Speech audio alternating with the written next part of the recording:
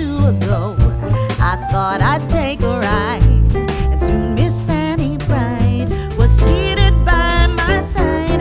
The horse was lean and lame, misfortune seemed his lot.